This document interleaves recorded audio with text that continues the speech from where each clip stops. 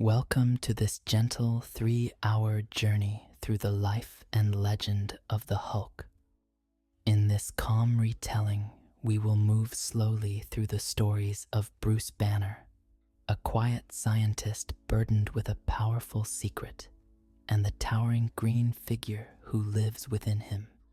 This is not a loud or intense tale. Instead, it is a soft and peaceful walk across the decades of Hulk history.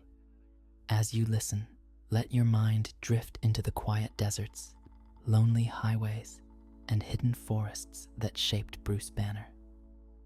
Each chapter will unfold at a relaxed pace, guiding you deeper into the world of strength, struggle, and redemption that surrounds the Hulk.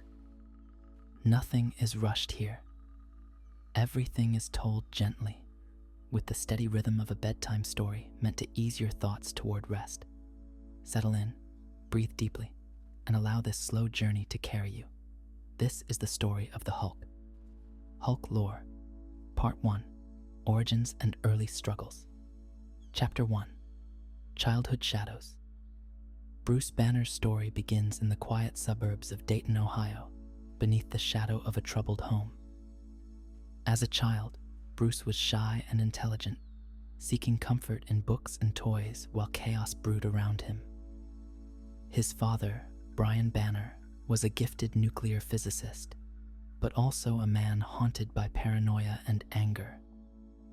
Brian had convinced himself that his scientific work with radiation had somehow poisoned his son, that Bruce was different, even a monster in the making. These dark delusions led to an abusive upbringing for young Bruce. He often felt unloved and afraid as Brian's temper lashed out at both him and his gentle mother, Rebecca. One cold night, this family turmoil escalated to tragedy. In a fit of rage, Brian Banner took the life of Rebecca as she tried to protect their son. The horrifying incident left Bruce deeply traumatized, a quiet, hurt boy who had learned to suppress his fear and anger just to survive. In the aftermath, Bruce was sent to live with relatives, carrying with him the silent burden of grief. He became even more withdrawn, bottling up the pain inside. Unknown to anyone, this trauma was planting the seeds of something extraordinary within Bruce's psyche. His young mind coped by burying negative emotions so completely that it was as if another side of him, another identity, lay dormant, waiting in the shadows. In the years to come, that buried other self would emerge in a way no one could have anticipated. Despite his painful childhood, Bruce's brilliance shone through the darkness.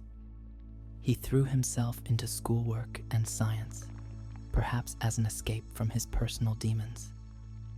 Teachers quickly noticed the quiet boy's uncanny intellect. Bruce had a natural affinity for physics and chemistry far beyond his years. By high school, he was winning science fairs and impressing mentors with his soft-spoken genius. Yet even as he achieved academic successes, those who knew him sensed an underlying sadness. Bruce carried the memory of his parents like a weight, and he kept most people at arm's length. He learned to be self-reliant and emotionally guarded, afraid to let anger or hurt ever show on the surface. In this way, Bruce Banner grew into a young man of contrasts, intellectually confident, yet emotionally distant, shaped by the childhood shadows he could not leave behind. Chapter 2, The Brilliant Scientist. In early adulthood, Bruce's exceptional mind opened new doors for him. He earned his doctorate in nuclear physics, studying at top institutions such as Caltech, and his research into gamma radiation quickly gained attention. Bruce was fascinated by the mysteries of energy and radiation. He worked long hours in quiet laboratories, methodically exploring scientific theories while keeping his emotions carefully in check. His colleagues saw him as polite, somewhat aloof, and utterly dedicated to his work. Bruce's calm demeanor and sharp intellect made him an invaluable asset in any research team.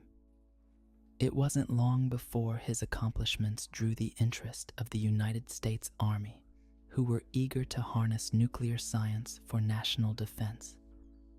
Bruce accepted a government research position and moved to a remote desert base in New Mexico. There, under the watchful eye of General Thaddeus Thunderbolt Ross, he led a project to develop a new type of weapon, a gamma bomb with unprecedented destructive potential.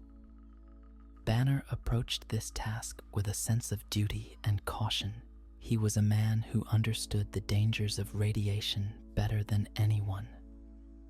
General Ross, a stern career military man, had little patience for Bruce's gentle ways and scientific caution. To Ross, Banner seemed too soft a weakling scientist unfit for the harsh realities of war. Their relationship was tense from the start. Ross barked orders and demanded results, while Bruce quietly insisted on proper safety protocols and ethical considerations. Unbeknownst to the gruff general, Bruce harbored a personal dread of anger and violence. After all, he had seen what uncontrolled rage did to his family. That inner fear made Bruce even more determined to ensure the gamma bomb test would not harm innocent lives. During this period, Bruce found one bright spot amid the stress of the project. Betty Ross, General Ross's daughter. Betty was a kind-hearted researcher at the base, or in some tellings, a civilian consultant, who shared Bruce's love for science and his gentle spirit. The two spent many quiet evenings discussing physics theories and hopes for the future. In Betty's company, Bruce felt truly seen and accepted. A soft romance bloomed between them, offering Bruce a sense of normalcy and warmth that he had rarely known. Betty admired Bruce's intellect and compassion. Bruce, in turn, was drawn to Betty's patience and understanding. Their bond remained mostly private and tender stolen moments in the base's laboratories and gardens, as they were both aware that General Ross strongly disapproved. To the protective father, Bruce was not only an employee, but now also an unwelcome suitor to his daughter. Ross' dislike for Bruce only intensified seeing Betty's affection for the young scientist. Still, Betty's presence gave Bruce strength. She became a calm anchor for him, a reminder of humanity and love in the high-pressure world of military research. As the Gamma Bomb project neared completion, Bruce worked tirelessly to ensure the test would go smoothly. This bomb was his invention, a device capable of unleashing immense gamma radiation, and its success would prove his genius. Yet Bruce felt uneasy. He understood the gamma rays better than anyone and knew how unpredictable they could be. In quiet moments, he double-checked calculations and safety measures, driven by a careful conscience. The desert test site was prepared for a detonation that would change scientific history. Bruce Banner could not have imagined that it would also irreversibly change his own history. Chapter 3: The Gamma Accident. A clear morning dawned over the vast desert testing ground. Bruce stood in the reinforced observation bunker, surrounded by instruments and nervously checking readings. The gamma bomb towered in the distance, a hulking device loaded with experimental radiation payloads. General Ross and a handful of officials were observing from a safe distance, eager to see the bomb's power. Bruce Banner, however, felt a knot of concern in his chest. Ever cautious, he insisted on one final sweep of the area to ensure no one was out on the testing field. The loudspeakers blared warnings to keep all personnel away. Only the wind across the barren landscape answered back.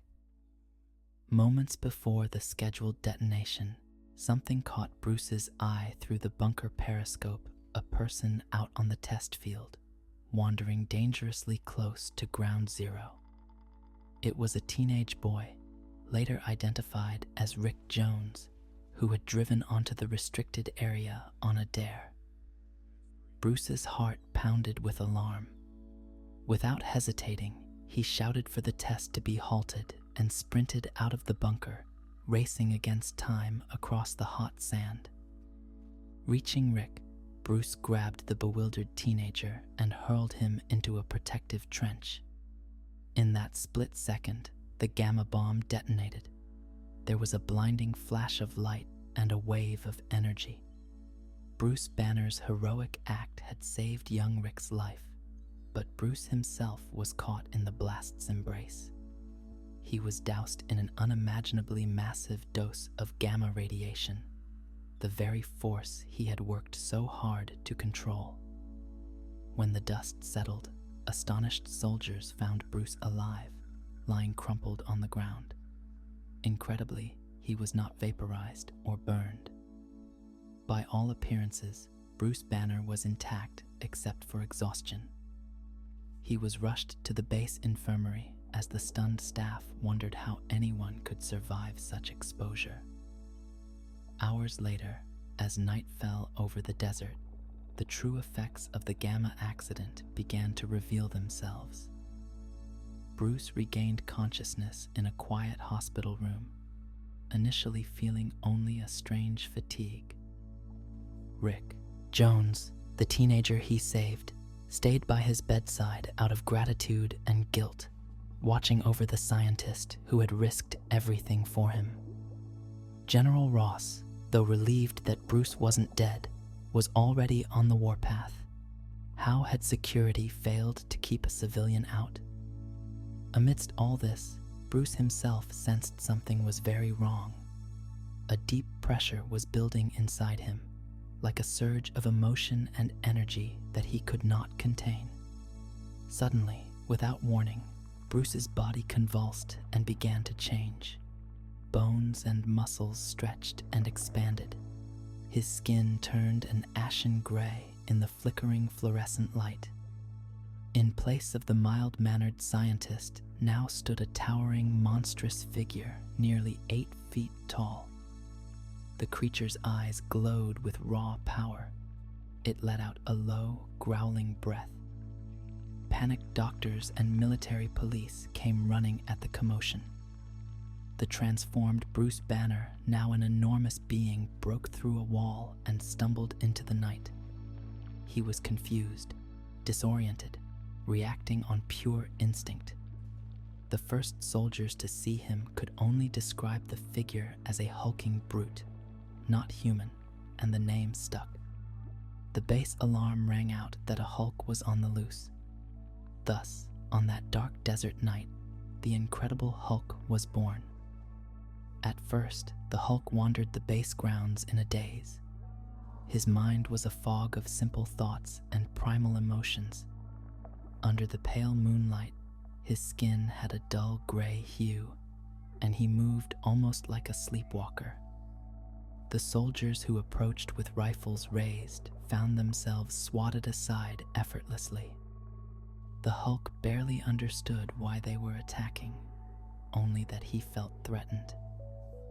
General Ross watched in astonishment and fury as this brute somehow, impossibly, Banner himself smashed through military obstacles like they were toys. Eventually, the rampage subsided as dawn neared. With the first light of day, the mighty creature weakened and then collapsed, shrinking back down into the unconscious form of Bruce Banner. When Bruce awoke later as a human, he was deeply shaken and horrified by what had occurred. The memories were hazy, like a bad dream, but the wreckage on the base was very real.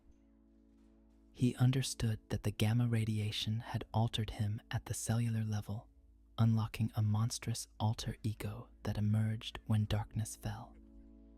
Initially, the transformations to Hulk seemed tied to the night cycle. Bruce and his remaining confidants, like young Rick Jones and the ever-loyal Betty, struggled to contain this new reality. They hid Bruce away before nightfall when they could, hoping to prevent another incident.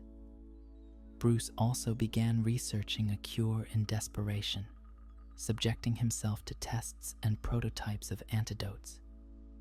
In the process, something changed in the pattern of his condition. The trigger of the transformations shifted. No longer was it only at night now. Surges of extreme emotion would bring forth the Hulk. Whenever Bruce felt intense fear, pain, or anger, his pulse raced, gamma irradiated, blood boiled, and the giant within him threatened to erupt. It was as if all the anger he had repressed for years had finally found a way out, personified in the form of the Hulk. Bruce Banner realized with dread that his life would never be the same. The calm and quiet man now shared his existence with a powerful being of nearly unlimited strength. This being, the Hulk, had his own primitive personality, driven by rage and survival instinct. And though the Hulk's appearances were temporary, each time he emerged, Bruce risked losing control completely. The two sides of Dr. Banner were locked in an irreversible relationship, man and monster. The gamma accident had irrevocably bound them together, for better or for worse. Chapter 4: The Monster Within Duality and Trauma.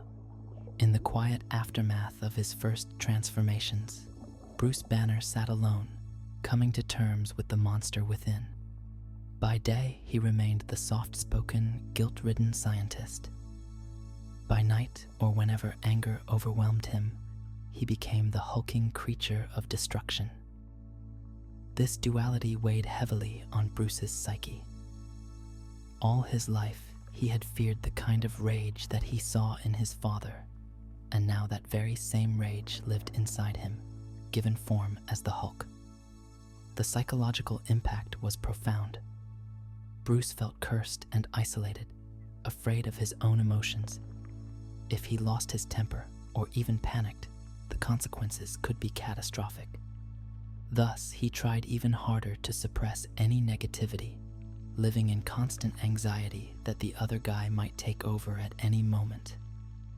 By contrast, the Hulk embodied everything Bruce had buried in himself.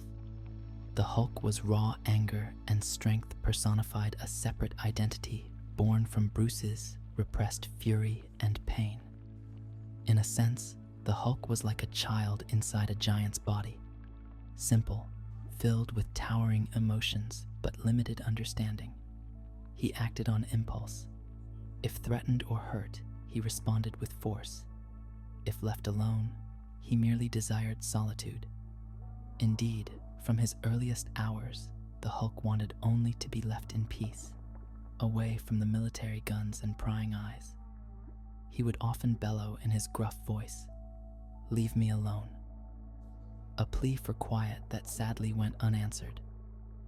The world saw the Hulk as a menace, but inside the brute was a kind of innocent longing for safety and acceptance. In those rare moments when he wasn't enraged, the Hulk would flee to remote hills or abandoned places, seeking shelter where he could calm down and revert to Bruce. This cycle of rage and regret became Bruce's new reality. For Bruce, waking up after each Hulk episode was emotionally devastating. He would emerge from blackouts to find smashed buildings or cratered landscapes with only foggy memories of what occurred. News reports labeled the Hulk a monster, a rampaging beast, and Bruce had to live with the knowledge that he was the cause. His gentle nature recoiled at the injuries and damage left behind. Bruce often felt intense guilt and horror at what the Hulk had done. At times, he even wondered if he was losing his sanity. Was the Hulk truly a part of him, or some uncanny invader sharing his mind? Psychiatrists would later suggest that Bruce suffered from dissociative identity disorder, essentially a split personality forged by childhood trauma. The Hulk and Bruce were two halves of one whole, each unaware of the other's full experiences, yet deeply connected. Bruce's nightmares now were literally walking in the world whenever he lost control. Throughout these early days, one of Bruce's few comforts was the presence of Betty Ross. Tender-hearted and determined, Betty did not abandon Bruce even after learning of his curse. She saw the human being inside the Hulk and often spoke softly to the creature, hoping to calm his rages. More than once, her voice or the memory of her helped the Hulk pause and retreat when otherwise he might continue rampaging. Betty became Bruce's emotional lifeline. In her company, Bruce felt a brief respite from his constant fear. She reminded him that he was still capable of love and kindness, even if a monster lurked within. On the other hand, General Ross's reaction to the Hulk was the polar opposite. When Ross discovered that the Hulk was Bruce Banner, the mild young man he never much liked, his shock quickly turned into obsessive determination. To the General, it was as if Banner had betrayed him by hiding this terrifying power. Ross vowed to do everything in his power to hunt down the Hulk and contain or destroy him. Sadly, this meant Bruce Banner could no longer remain at the base or anywhere public. He was now considered both a top-secret concern and a public danger. Realizing how perilous his situation had become, Bruce decided to flee for the safety of everyone around him. With a heavy heart, he said goodbye to Betty, promising to return to her someday when he found a cure. She begged him to stay, or to let her help him, but Bruce knew the military would never leave him in peace. Disguised and carrying only a few essentials, Bruce Banner slipped away from the only life he knew. Thus began his life on the run, a lonely existence on back roads and in anonymous towns, always staying one step ahead of General Ross's pursuing forces. Bruce became a fugitive from the very government he once served. He avoided big cities and kept his identity hidden, often taking up odd jobs under false names, never staying anywhere too long. All the while, he searched for ways to control or cure his condition, communicating quietly with a few trusted scientists and friends who sympathized with his plight. As the months passed, Bruce wandered from place to place through sun-baked deserts, quiet forests, and sprawling highways, moving at a deliberate, cautious pace. On peaceful nights, under a blanket of stars, he dared to hope that maybe the Hulk would not come out and that he could just be himself. But inevitably, some trouble or stress would find him. Maybe a barroom confrontation, or an accident on the road, or simply the weight of his own frustration. His heart would pound, his temples throb, and before he could stop it, the transformation would overtake him. The Hulk would emerge once more, often bewildered at being in a new, unfamiliar location. These incidents reinforced Bruce's despair. There seemed to be no escape from the monster inside. And yet, in this dark time, Bruce also discovered a resilience and resourcefulness in himself that he never knew he had. He learned how to live off the grid, how to stay calm under pressure, as much as humanly possible, and how to use his scientific knowledge quietly to find temporary antidotes or safeguards. Occasionally, he encountered kindness from strangers who didn't know his identity, a kind diner owner offering a meal, or a doctor treating him after an injury. Such moments gave him a glimmer of faith in humanity, which he sorely needed as he battled his inner demon night after night. Chapter 5. Pursued by the military. From the very moment of the Hulk's creation, the United States military saw him as a formidable threat. General Thunderbolt Ross led the charge, transforming his personal vendetta into an official mission. Army units were dispatched with one goal: capture or neutralize the Hulk. In the shimmering heat of the southwestern deserts, convoys of jeeps and tanks combed the lonely highways and canyons for any sign of the green giant. On more than one occasion, Ross's forces managed to corner the Hulk, and fierce confrontations ensued. Under the noonday sun or beneath moonlit skies, soldiers would fire tranquilizer shells and sonic cannons, their sounds echoing across the plains. The Hulk, provoked and frightened by the attacks, would retaliate with thunderous force, flipping jeeps, smashing artillery, and sending troops scattering. Though, notably, he rarely outright killed anyone, more often just knocking away those who came at him. The military's highest tech traps and weapons seemed only to slow the Hulk down. With each encounter, Ross's frustration and obsession grew. He chased the Hulk with a growing obsession, much like Captain Ahab chasing a great whale, utterly determined and increasingly blind to anything else. Ross's single-minded pursuit spanned months and then years, always just behind Banner's trail. To coordinate these efforts, Ross eventually formed specialist units nicknamed Hulkbusters, trained specifically to engage the Hulk. They set snares in remote valleys and laid ambushes at suspected hideouts.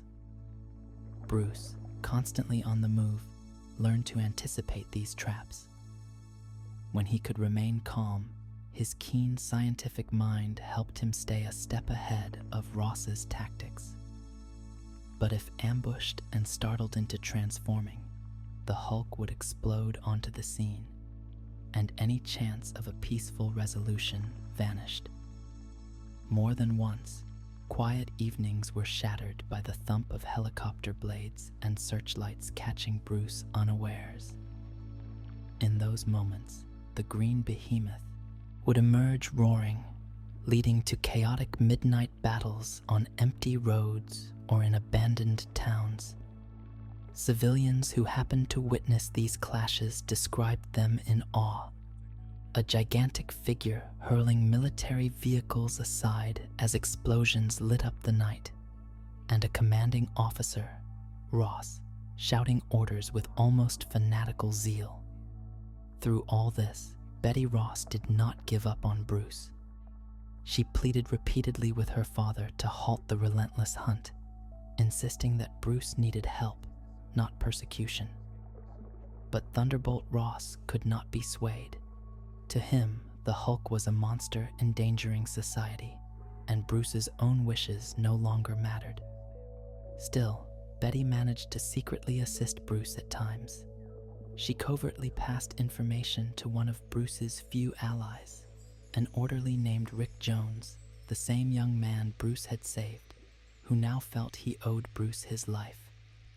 Rick acted as a go-between when possible, warning Bruce of nearby military searches or smuggling him scientific equipment for his research. Thanks to such help, Bruce occasionally stayed one step ahead of Ross. But it was a dangerous game. Eventually, the truth of Rick's involvement came out, and under pressure, Rick confessed Bruce's last known whereabouts to the army. Feeling betrayed and out of options, Bruce retreated even further from society. He would hide in caves or remote cabins during full moons, or times he sensed the Hulk stirring inside, all to avoid confrontation. Unfortunately, fate had other plans.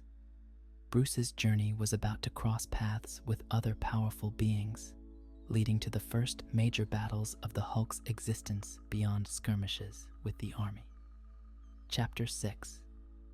First Battles and New Foes. For a time, The Hulk's only adversaries were the US Army units chasing him across the country. But as news of the Hulk spread, other figures took interest in the enormous green behemoth. Some of these were enemies who saw the Hulk as a challenge to overcome or a weapon to exploit. The first of Hulk's superpowered foes to emerge was a man whose fate strangely mirrored Bruce's own Emil Blonsky, better known as the Abomination. Blonsky was originally a soldier, in some accounts a foreign spy, who became obsessed with the Hulk's might. He believed he could gain similar power, and driven by ambition, he deliberately exposed himself to an even larger dose of gamma radiation than that which created the Hulk. The result was a terrifying transformation. Blonsky was mutated into a reptilian, hulking creature, larger and potentially stronger than the Hulk himself. When Betty Ross first saw this new monstrosity, she gasped that it was an abomination, and Blonsky arrogantly embraced that as his name. It was not long before the Abomination sought out the Hulk to prove his superiority. The two Gamma-born Goliaths eventually faced each other one quiet evening on the outskirts of a deserted military research town. The confrontation was as inevitable as it was colossal. Buildings trembled and glass windows shattered from the shockwaves of their clash. In their first encounter, the Abomination's greater initial strength gave him the upper hand. He pummeled the Hulk with unbridled ferocity, catching the green giant off guard. The Hulk, unaccustomed to an opponent his equal, was beaten down and left badly wounded in that battle. Truly the first time Bruce's alter ego had been so overpowered. The Abomination stood triumphant, gloating over the fallen Hulk before making his escape into the night. When Bruce returned to his human form after that fight, he was shocked by how close the Hulk had come to being destroyed. It was a strangely sobering thought. His monstrous side, which often seemed unstoppable, had met a foe who nearly killed it. In a paradoxical way, Bruce felt a pang of concern for the Hulk, as if the Hulk were a separate being he relied on to survive dangers like these. This brush with death pushed Bruce to redouble his efforts at controlling his transformations and understanding the limits of the Hulk's strength. It also taught the Hulk something valuable, that raw strength alone would not guarantee victory. Their rivalry was far from over. Before long, the Hulk and Abomination would meet again for a rematch. In the interim, General Ross actually attempted to use the Abomination as a weapon against the Hulk, a desperate enemy of my enemy strategy. But Blonsky was uncontrollable and treacherous. When the inevitable second battle between the two Gamma Titans occurred, the Hulk fought with greater determination and cunning. Amidst a thunderstorm on a barren mesa, they grappled once more. This time, the Hulk tapped into a deeper well of rage, fueled by the memory of his earlier defeat and the threat Abomination posed to innocent lives, and gradually gained the advantage. With a mighty display of strength and sheer will, the Hulk overcame the Abomination in their next encounter. The Abomination fell, stunned and fearful, having learned that the Hulk's power only grew with anger. In the end, it was not brute force alone, but also the Hulk's resilience and savage tenacity that won the day. The defeated Abomination was taken into custody, in some tales by the military, in others by enigmatic cosmic beings, removing him from the board at least for a while. This victory was bittersweet for Bruce. On one hand, it proved that the Hulk could be a force for protection, stopping an even worse monster. On the other hand, every massive battle like this only deepened the world's fear of the Hulk. Bruce could not openly take credit for any heroic deeds, since his alter ego's rampages caused so much collateral damage. After the fight with Abomination, Bruce found himself once again slipping away into secrecy, afraid of how much attention these public clashes were drawing. Newspapers ran headlines about the Hulk's downtown duel, and public opinion was sharply divided. Some wondered if the Hulk was a necessary guardian against other threats, while most saw him only as a menace. Bruce bore the weight of these events quietly. He confided in Betty through letters sent from afar, expressing his worry that there would always be new dangers if the Hulk continued to exist.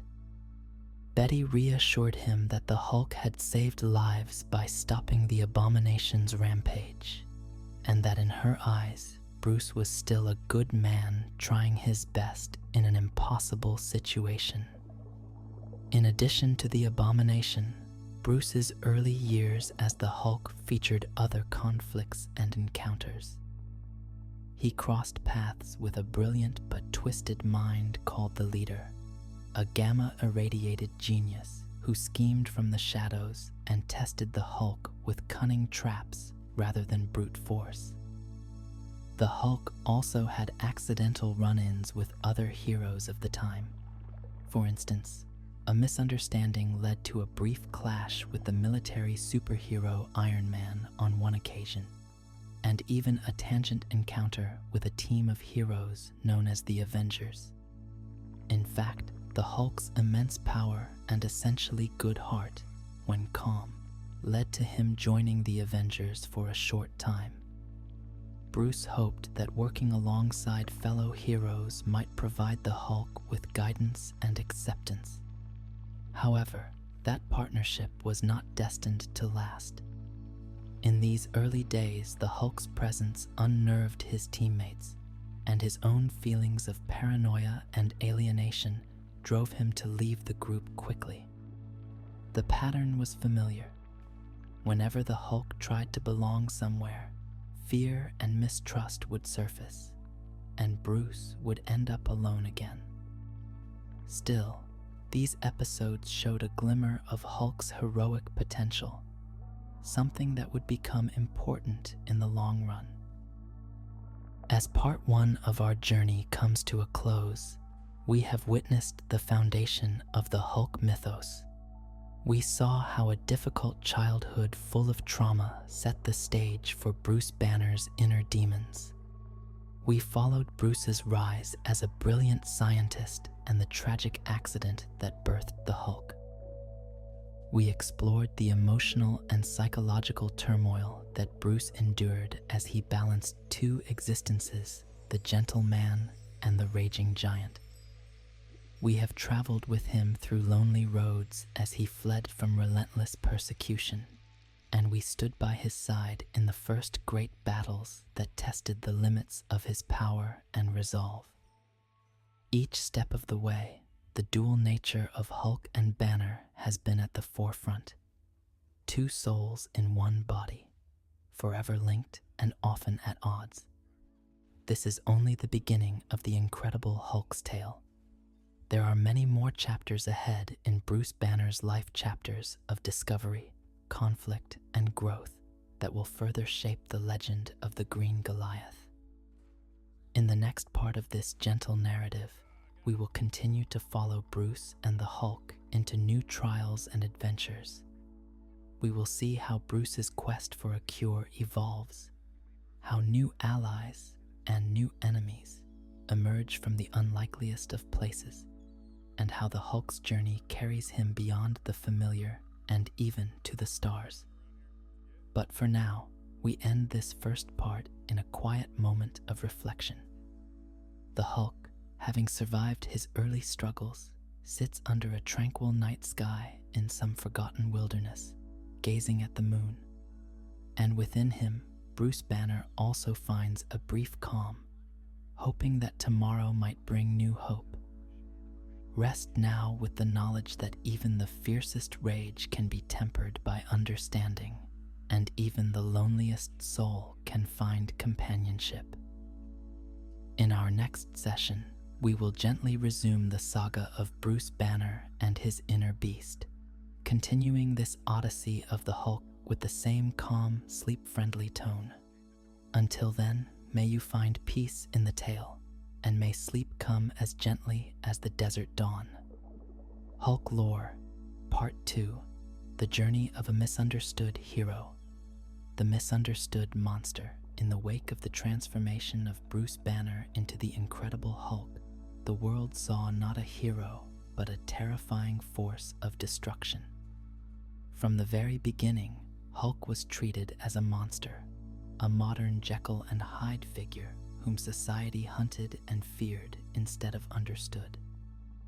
The Hulk was a reluctant hero, intervening in crises only when pushed by circumstance, yet he was labeled a menace. The army chased him relentlessly. Supervillains sought to exploit his power, and even other superheroes often attacked him on first encounter, viewing the Green Giant as a dangerous, unstable creature. All Hulk longed for was to be left alone, but no one ever truly left him in peace. This constant persecution planted the seeds of deep loneliness in both the creature and the man inside. Despite his brute strength and fearsome rage, there was an innocent quality to the very soul of the Hulk that made him more tragic than evil. He did save people sometimes by stopping greater threats almost in spite of himself, yet these good deeds went largely unrecognized. Those he helped were often too frightened by his appearance to see his heart. As one account notes, Hulk often felt confused and alone due to his dual nature and the hostility of the world. His rampages were born from pain and provocation, not malice. Over time, countless fearful eyes and pointed guns taught Hulk that he would forever be viewed as a monster. Feeling misunderstood and used by others only drove him further into isolation. The public saw only a green demon in their midst, but inside that towering form was the wounded spirit of Bruce, and a desire to find peace away from the cruelty of the world. An outcast among heroes. In an attempt to curb the Hulk's destructive potential, some heroes on Earth tried to guide him rather than fight him. This led to one of the most fateful events of Hulk's early life, the formation of the Avengers. It was a twist of fate, a scheme by the trickster Loki that first brought Hulk together with heroes like Iron Man, Thor, Ant-Man, and the Wasp. Loki tricked Hulk into a rampage as part of a ploy against Thor. In response, these disparate champions united to stop the chaos. In doing so, they discovered that by working as a team, they could defeat threats no single hero could withstand. Thus, the Avengers were born, with the Hulk as a founding member alongside the very heroes who had first come to stop him. For a brief moment, the Hulk stood among the mightiest heroes of Earth, not as an enemy, but as a powerful ally. Yet the time Hulk spent with the Avengers was painfully short. Almost immediately, the trust within the team began to fray. The other heroes, even those with the noblest intentions, could not help but be wary of the volatile giant in their ranks. After an early battle in which an alien trickster sowed confusion among the Avengers, they grew increasingly suspicious of Hulk. Sensing their fear and doubt, Hulk felt betrayed and unwelcome. He lashed out in anger and despair, deciding to leave the Avengers on his own rather than remain where he was not truly accepted. In one of their earliest missions, the Avengers watched the green behemoth walk away, unable to convince him to stay. Bruce Banner, inside the Hulk, felt that even among heroes he was an outcast. Not long after, that wounded pride turned into open conflict. Hulk even clashed with his former teammates when bitterness became too much to contain. The cycle had repeated. Once again, the Hulk found himself alone and hunted, his brief hope for camaraderie shattered by mistrust. Still, not all who met the Hulk treated him as a mere beast.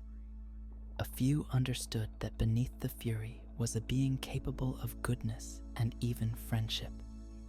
For example, the young Rick Jones, the very youth Bruce had saved from the gamma bomb, remained at the side of the Hulk as much as possible, acting as a compassionate tether to humanity.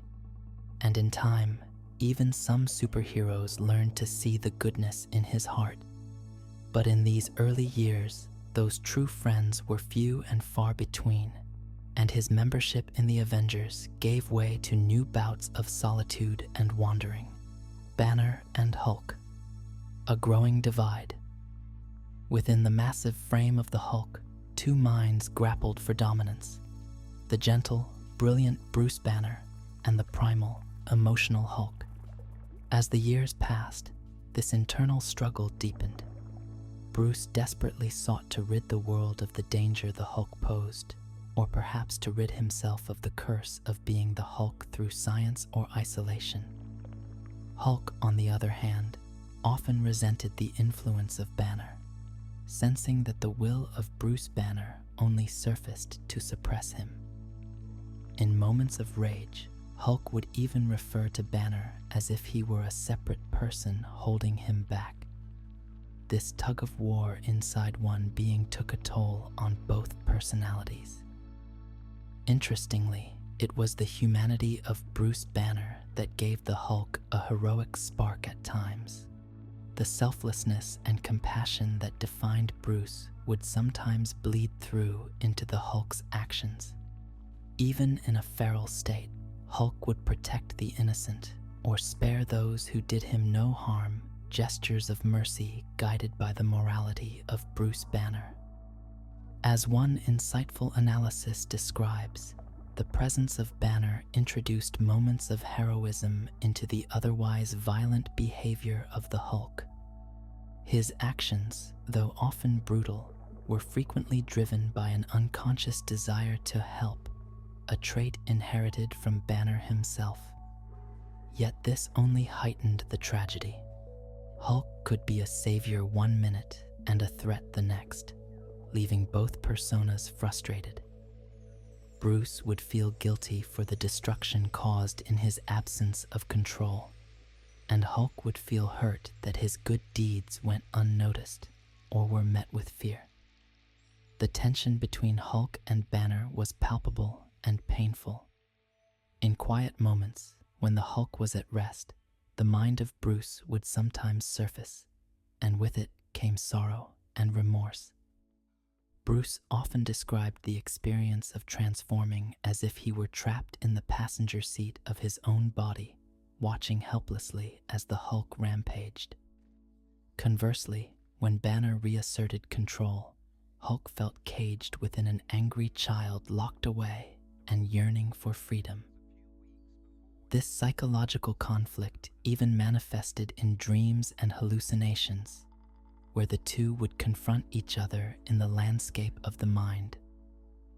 Over time, Banner was diagnosed, much later, with dissociative identity disorder, explaining the many different personas of the Hulk that emerged. Sometimes Hulk was more intelligent and brooding, other times childlike and savage reflections of different pieces of the fractured psyche of Bruce Banner. But through all these changes, one constant remained. Hulk yearned for solitude and peace in a world that refused to leave him alone. This deepening divide meant that Bruce and Hulk both suffered from profound isolation. Neither could ever fully live a normal life. Bruce feared growing close to anyone, lest the Hulk emerge and harm them. Hulk, in turn, came to view attachments and guilt as weaknesses that only brought them pain. In many ways, they were like two lonely halves of one soul, each longing for understanding and freedom on their own terms. As the strain grew, Bruce sometimes wondered if curing himself of Hulk was truly the right path after all. The Hulk was also a part of him, however frightening. And Hulk, though he roared that he did not need anyone, secretly longed for a world where he was accepted without judgment. Their journey would continue to test whether man and monster could ever find common ground or reconciliation within one being.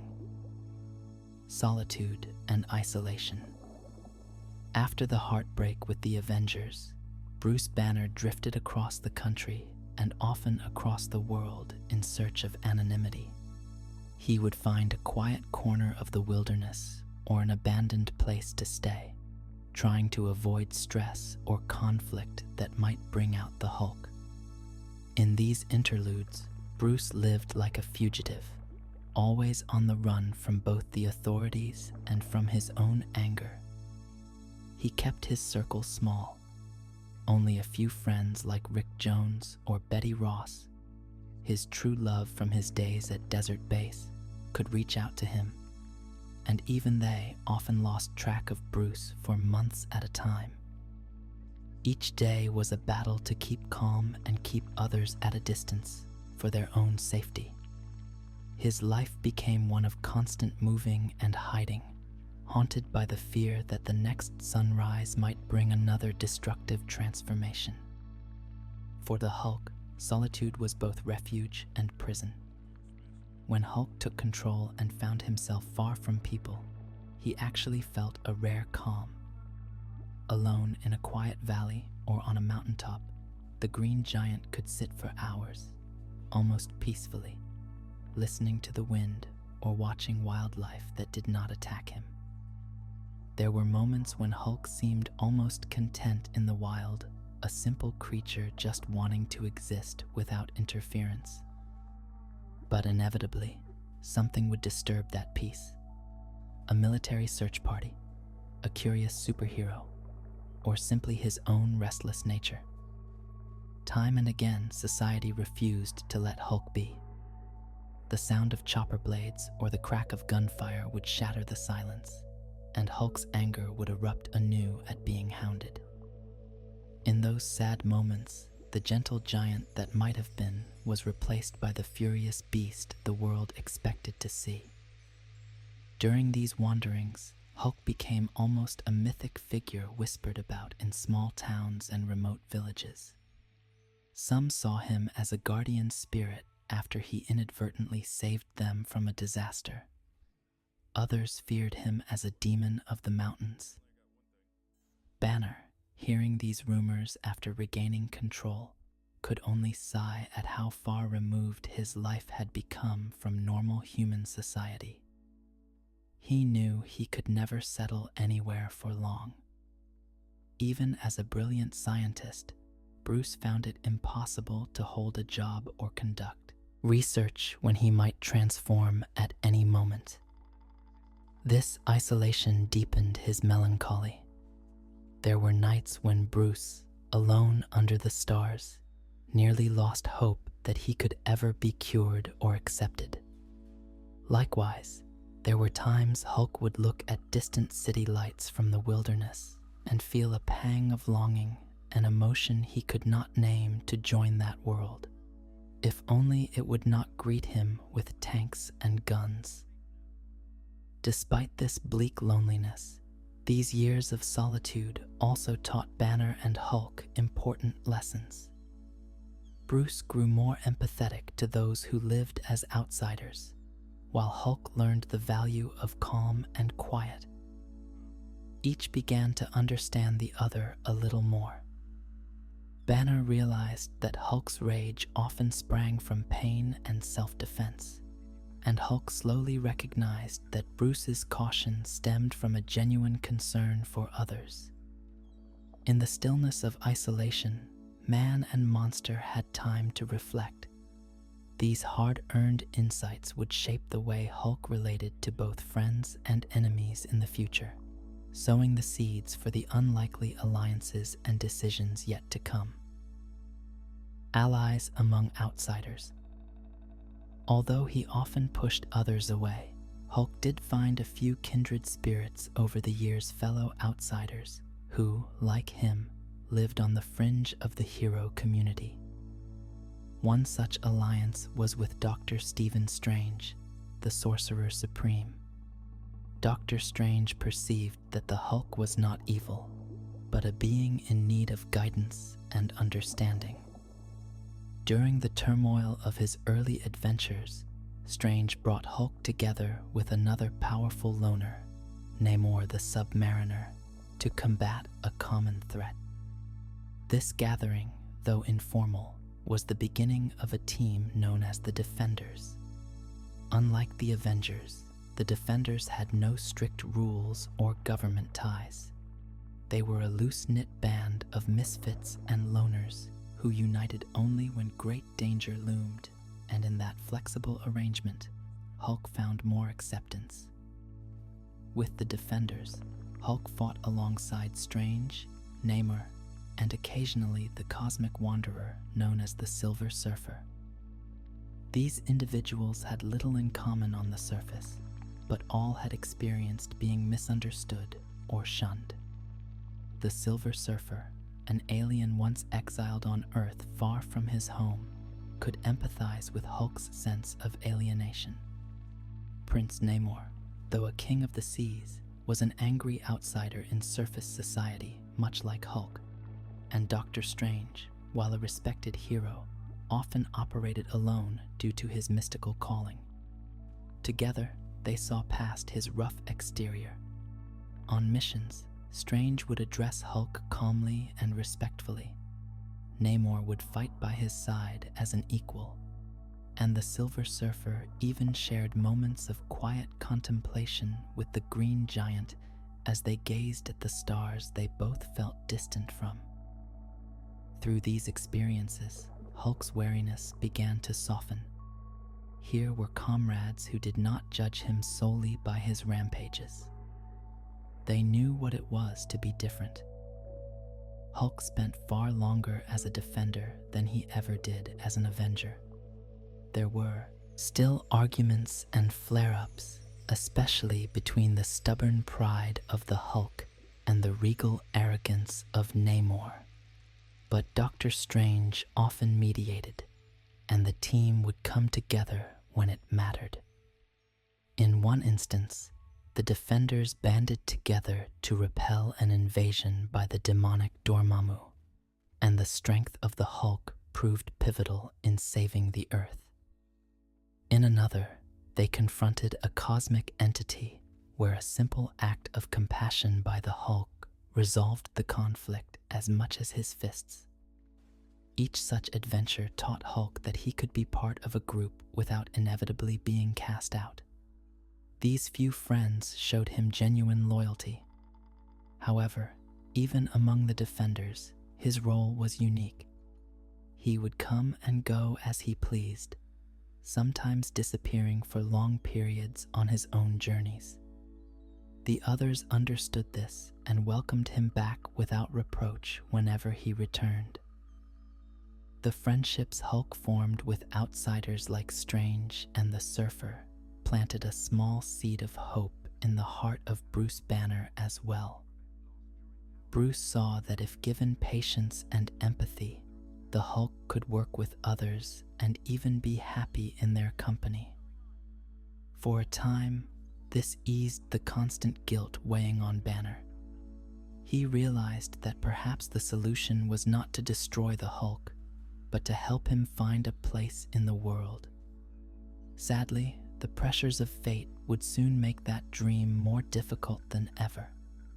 But the Defenders proved that Hulk was not destined to be a lonely monster forever. There were those who accepted him, monstrous temper and all. It was a comfort that both Bruce and Hulk would cling to in the dark times ahead. The decision to exile. As the years went on, the collateral damage from battles involving the Hulk grew harder for the governments of the world and the superhero leaders to ignore. Every time Hulk lost control in a populated area, the destruction was immense. Buildings toppled, lives were endangered, and the toll weighed heavily on Bruce Banner. After one particularly harrowing incident in Las Vegas, where a gamma-fueled rampage left the city shaken, a secret meeting was convened by some of the most influential figures in the Marvel superhero community. This clandestine council, known as the Illuminati, included genius and mystic alike. Tony Stark, Iron Man, Reed Richards of the Fantastic Four, Doctor Strange, Professor Charles Xavier, Black Bolt, and Namor. These men had taken it upon themselves to make hard decisions for the safety of Earth. And with the Hulk, they felt they faced perhaps their hardest decision of all. With heavy hearts, and in some cases suppressed fear, the Illuminati concluded that the Hulk was simply too dangerous to remain on Earth. They believed that no prison could hold him forever. No cure had yet succeeded in calming him permanently, and each uncontrolled episode risked countless lives. To them, the solution was unthinkable but seemingly necessary. They would exile the Hulk into deep space. The plan was to send him far away to a planet where he could not harm anyone, a peaceful, uninhabited world where, perhaps, the Hulk might finally find the solitude he craved. Not all members agreed. Namor, ever defiant, strongly opposed the idea of betraying Hulk in this way and left the meeting in disgust. But the majority pressed on. In order to carry out this plan, they needed to deceive Bruce Banner, a task none took any pleasure in. Bruce considered some of these people friends, or at least respected peers. Ultimately, they used an ally Bruce trusted, the psychiatrist Doc Samson, to lure Hulk into a trap under the pretense of stopping a rogue satellite threatening Earth. Believing he was performing a heroic duty, Hulk, in one of his calmer moments, boarded a space shuttle to neutralize the satellite. The betrayal came swiftly. Once Hulk was on board, the shuttle automatically launched itself and rocketed him away from Earth. A recording from Iron Man and the others began to play, explaining that this exile was for the good of all, and that Hulk would be safer and happier far away from the troubles of humanity.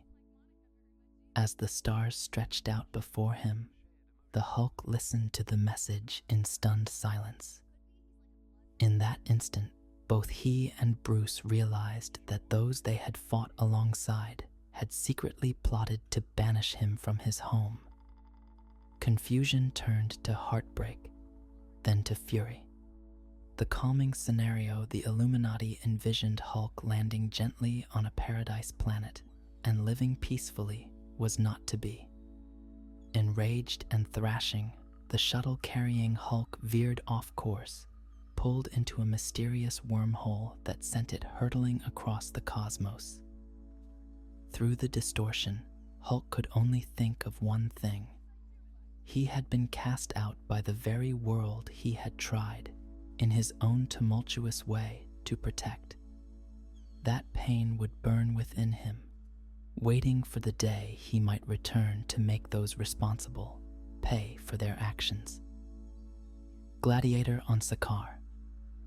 The wormhole delivered Hulk to a distant corner of the universe, far beyond the destination the Illuminati had intended.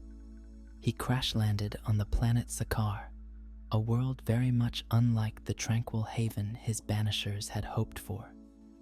The impact weakened the Hulk considerably. For one of the few times in his life, he awoke groggy and vulnerable. Before he could gather his wits, Hulk was surrounded by hostile alien soldiers. A heavy disc was clamped to his chest. With a surge of agony, it bound itself to him. This was an obedience disc, a cruel device that would inflict pain to control its bearer. The mighty Hulk, who had defied every cage and weapon on Earth, became a slave on Sakaar within moments of arrival. Dragged in chains, Hulk was brought to the arena of a tyrannical ruler known as the Red King. Sakaar was steeped in a culture of gladiatorial combat. Prisoners and slaves from many races were forced to fight for the amusement of the crowds. The Red King saw the power of the Green Giant and pitted him in deadly games for spectacle. At first, Hulk responded with raw fury, battling aliens and monsters in the sand of the arena just to survive each day. But he was not alone in this ordeal. Other captives stood beside him, beings who, like Hulk, had been dealt a cruel fate.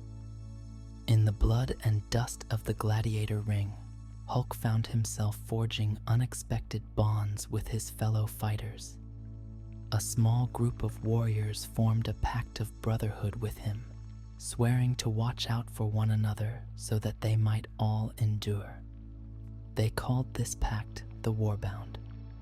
Among the Warbound companions were creatures as fascinating as any on Earth. There was Korg, a stone-skinned giant from a race of rock beings whose quiet strength and gentle wisdom made him a steadfast ally. There was Meek, an insectoid being who had lost his hive and craved vengeance against the Emperor. Others joined them as well.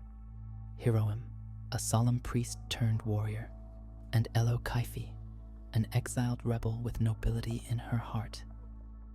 Together, these former strangers fought side by side in the arena, each battle knitting them closer as friends.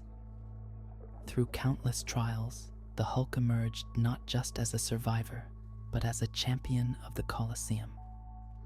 The crowd, who had initially jeered this off-world monster, began to cheer his name. Hulk's ferocity and resolve in battle earned him the moniker Green Scar among the locals. Wounds that would have killed others only made him angrier and stronger. In time, Hulk and his Warbound won battle after battle, edging closer to the promise of freedom that was given to gladiators who achieved the greatest victories. Ironically, on the harsh soil of Sakaar, the Hulk was becoming something he had rarely been on Earth, a hero admired by the people rather than a monster feared. One day, the Red King sought to break this rising legend. He sent his most formidable captive to face Hulk in the arena, the Silver Surfer. The cosmic Silver Surfer, who once roamed the spaceways free, had been trapped on Sakaar as well, his power checked by the same obedience disc technology. The Red King had his lieutenants force the Surfer into combat with Hulk and his allies, hoping that even the Green Scar could not overcome a former herald of Galactus. The battle that ensued was intense, but brief. Hulk, recognizing the Surfer as a noble being he had encountered before on Earth, refused to kill his opponent. Instead, with one mighty strike, Hulk shattered the obedience disc that was controlling the Silver Surfer. Freed from control, the Surfer then used his cosmic power to destroy the control discs on every slave in the arena, liberating all the gladiators at once. The crowd gasped as their would-be entertainment turned into an uprising. As he departed Sakaar, the Silver Surfer offered to take Hulk back to Earth, away from this place of pain. It was a tempting offer, a doorway home. But to the surprise of the Surfer, Hulk quietly declined. He could not leave. Not yet. There were people here who believed in him, fellow Warbound who relied on his strength. Hulk chose to stay on Sakaar and fight for the freedom of all those still oppressed by the Red King, showing just how much these experiences had tempered his once purely solitary mindset. King of Sakaar. With the Silver Surfer gone from Sakaar's skies, Hulk and his Warbound became the core of a growing rebellion. They fled the arena into the harsh wilds of Sakaar, pursued by the forces of the Red King. Among their pursuers was the most feared lieutenant of the Red King, a warrior woman named Kyera. Kyera was known as the Old Strong, gifted with a nearly unbreakable body and power drawn from the very planet itself. She hunted Hulk across the desert wastes, and their clashes were titanic, each respecting the strength of the other. But fate took an unexpected turn. When an unspeakable danger called the Spike's alien parasitic creatures was unleashed by the Red King to terrorize a village, Kyera saw innocent people in peril. The Red King had knowingly sacrificed his own subjects to flush out the Hulk. In that moment, Kyera realized the depth of the Emperor's cruelty. Horrified by what her lord had done, she turned against the Red King and joined Hulk in his cause, fighting by his side to protect the defenseless. With Kyera now siding with Hulk, the scales tipped. Hulk now had not only his loyal Warbound, but also the allegiance of one of the planet's most formidable guardians. Word spread among the common folk that the Green Scar was destined to save Sakaar. Some even whispered that he was the Sakaarson, a prophesied savior. Hulk himself did not believe in such legends and shrugged off the title. Nevertheless, hope blossomed in the hearts of the oppressed. Village by village, people rallied behind Hulk. They had seen him endure every hardship and still fight for their freedom. In their eyes, he was not a monster, but a liberator. Finally, the day came when Hulk led a daring assault on the citadel of the Red King. The Warbound, the villagers, and even defected Imperial soldiers all took part in the assault on the capital. Amidst roaring cheers and clashing swords, Hulk confronted the Red King directly. The tyrant donned powerful battle armor and unleashed devastating weapons, but nothing could stop the Green Scar. He was determined. In a climactic duel, Hulk defeated the Red King, ending his tyrannical rule once and for all. In the aftermath, Sakaar was free, and though Hulk had never sought leadership, the people clamored for him to take the throne as their savior. Reluctantly, with the encouragement of his Warbound and Kyera, Hulk accepted the crown.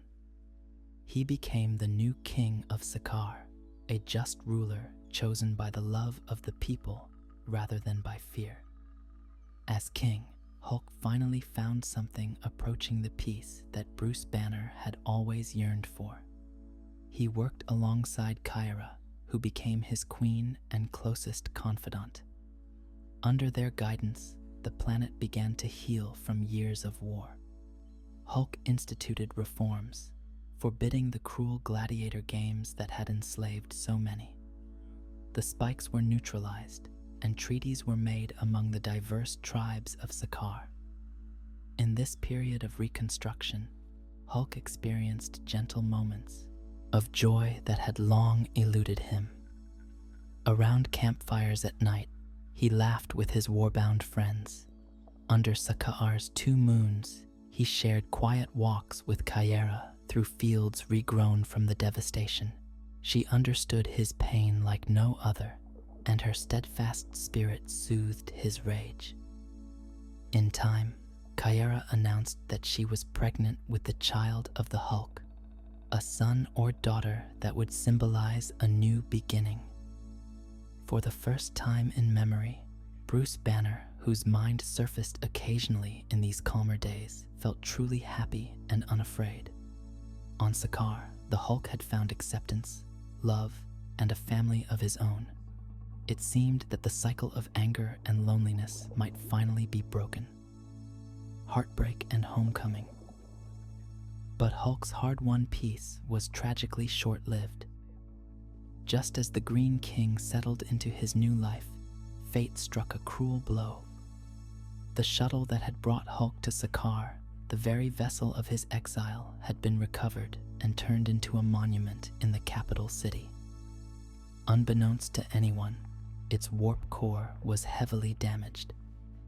One fateful day, as crowds gathered around the vessel-turned monument, the warp core exploded without warning. The blast was catastrophic. In an instant, the peaceful heart of Sakaar's capital was engulfed in an antimatter eruption. Countless innocent citizens were killed in the explosion. When the smoke and ash settled, one of the casualties was Kyra, his beloved queen, who had been at the site. The news shattered the soul of the Hulk. He raced into the ruins, only to find the lifeless form of Kyra amid the rubble of their dreams. Their unborn child was gone with her, extinguished before he ever had the chance to live. In that moment, something inside the Hulk broke completely. All the grief, love, and rage he had ever felt coalesced into a silent, terrible resolve. Hulk blamed one group above all for this tragedy, those on Earth who had sent him away on that shuttle in the first place. In his anguish, he believed the actions of the Illuminati had led to the death of Kyra. Whether by intent or accident, they had built the bomb that obliterated his happiness. The gentle king that Hulk had tried to become gave way to the wounded warrior once more. Standing amid the devastation, Hulk roared in sorrow so loudly that the very planet trembled. The warbound, also stricken with grief, gathered around their leader. They too had lost friends and loved ones in the explosion. Now they turned their eyes to the stars, to the distant speck that was Earth. Hulk, with tears drying into hardened fury, made a solemn vow. He would return to Earth. Not as the confused, hunted creature that had left, but as an avenger in his own right to demand justice or revenge for all that he had suffered. With grim determination, Hulk and his surviving warbound commandeered a stone starship from the spaceport of Sakaar. The people of Sakaar, grieving yet grateful to their hero, understood his need to depart. They bid farewell to the green Scar who had saved them, knowing that he carried their memory and their hopes for retribution. As the vessel lifted off, Hulk cast one last look at the planet that had given him both joy and heartbreak. He etched the smile of Kyra into his heart and turned toward the void of space. The journey home would be long, but his anger burned bright enough to light the way. Inside the ship, Bruce Banner wrestled mentally with the flood of loss for once. Man and monster fully agreed on what must be done. For the first time in ages, the intellect of Bruce and the strength of the Hulk would work in unison, focused on a single goal: confronting those who had banished them and caused so much pain. Thus, the Hulk hurtled across the stars back toward the blue orb of Earth, with his loyal warbound at his side. The green gladiator who had found and lost a kingdom was coming home. In his heart, a battle cry was building, one that the world would soon hear. This was the calm before a storm unlike any the world had seen, a reckoning that would later be remembered as the saga of World War Hulk. But for now, in the silent expanse of space, Hulk closed his eyes. One hand gently held a small remnant of the soil of Sakaar kept in remembrance, and for a moment the sorrow of Bruce Banner whispered within him.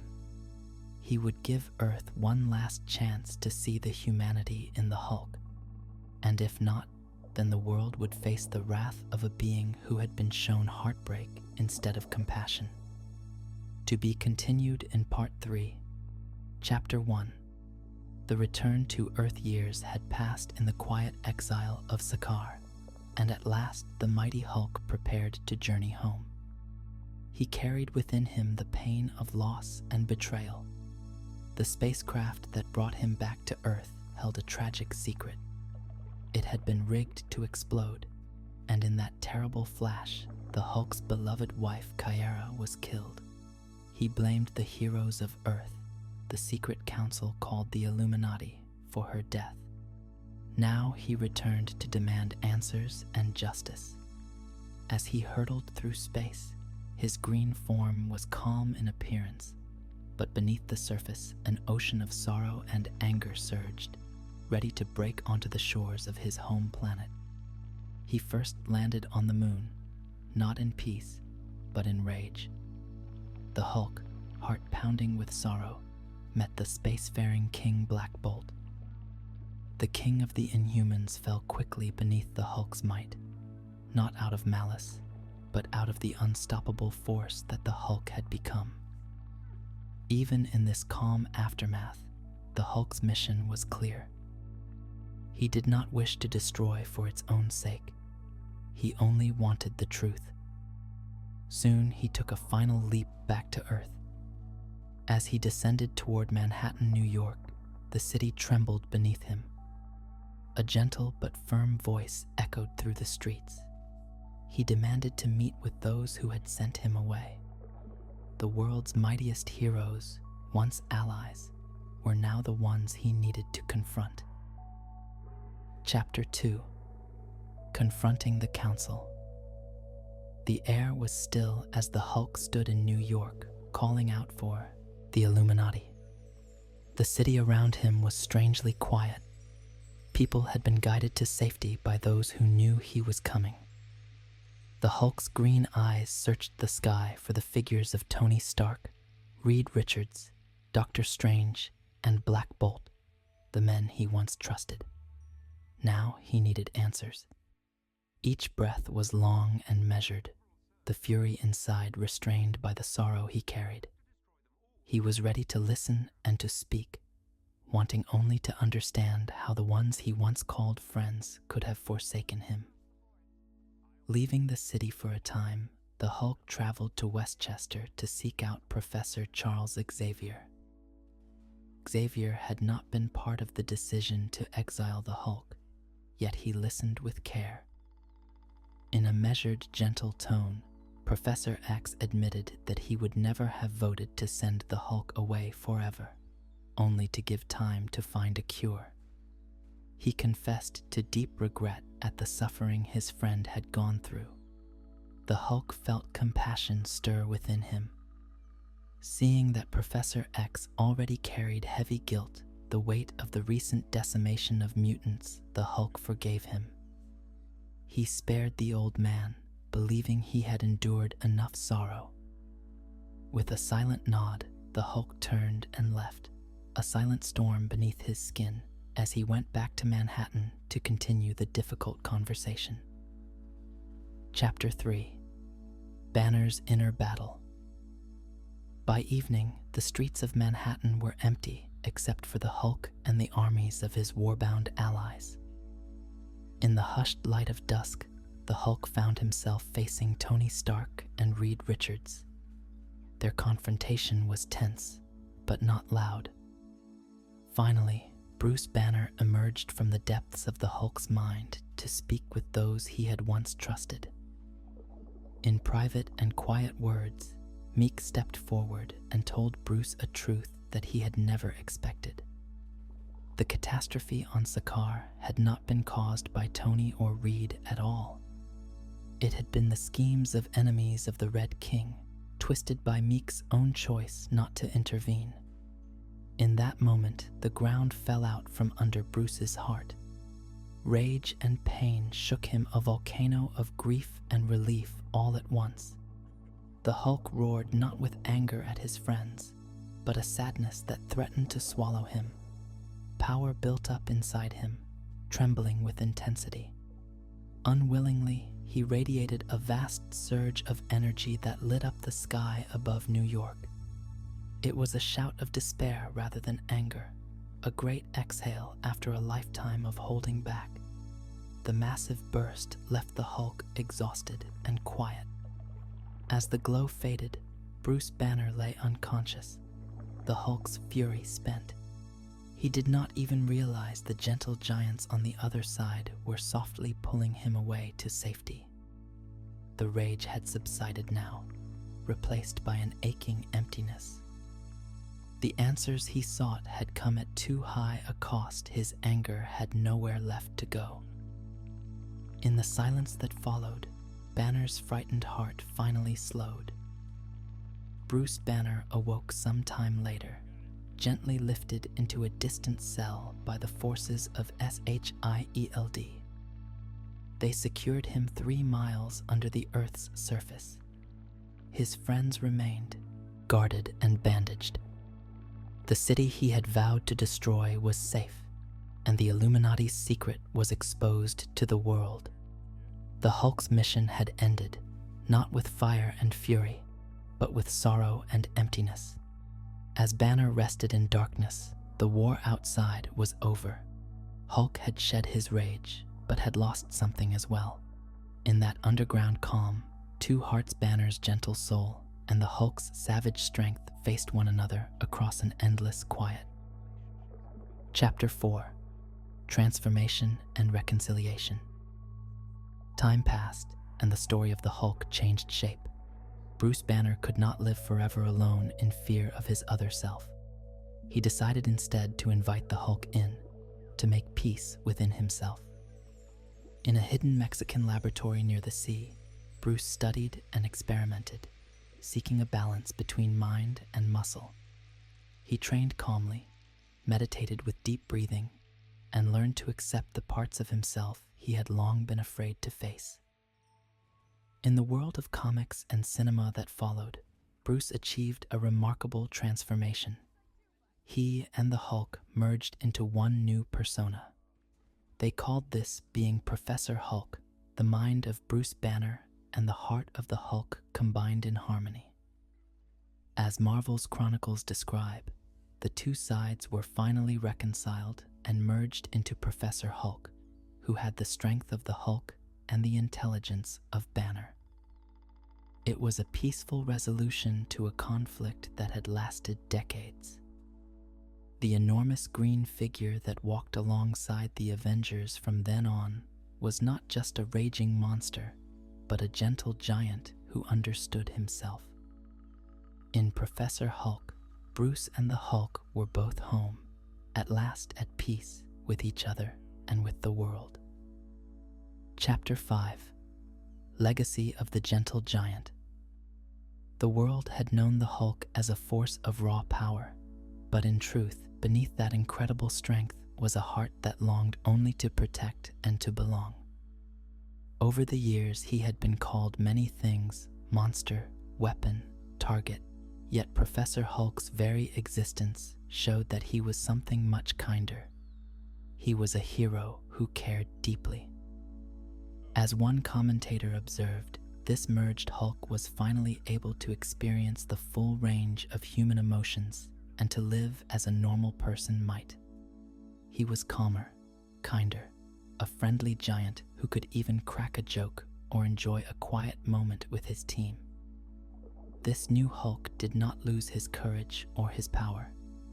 In fact, he gained control and wisdom. His friends came to see that he had been their friend all along.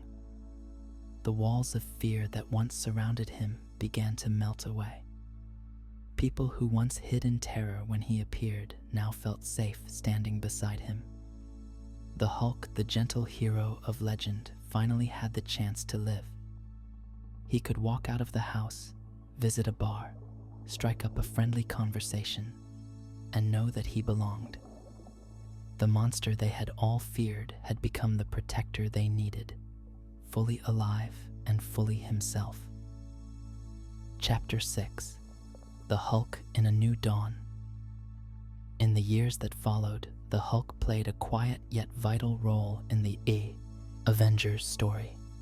He stayed at the lab with the others, helping to invent and improve technology. He was strong when it mattered and gentle always.